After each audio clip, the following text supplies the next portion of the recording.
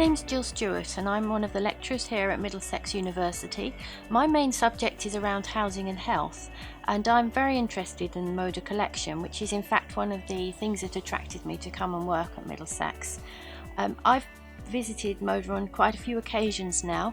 We've brought students across to have a look at some of their collections to add a different arts perspective to their science degrees in housing and health.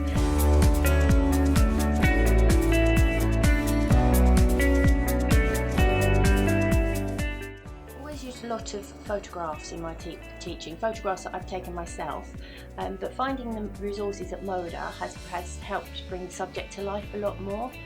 So besides looking at photographs and some of the old documents, pamphlets and so on, we've also been able to look at what the authors were saying. So I've tried to understand from the perspective of government or non-government people involved with housing, what they were trying to achieve in housing development.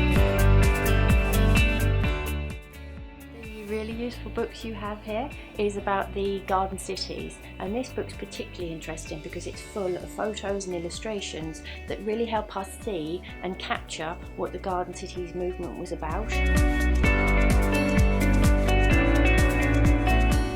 of the great artefacts that MoDA has is some documents from the London County Council, and this was from just after the Second World War, when councils were building and managing massive stocks of council housing.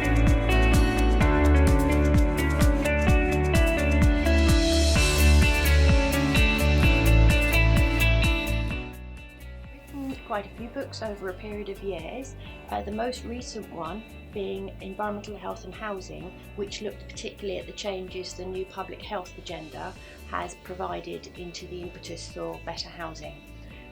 In this book we had quite a section on the history of housing, so it was really useful to have MoDA as a resource who were able to help us with illustrations as part of that book. With this very much in mind, and wanted to include a section on history and how it has informed our current thinking.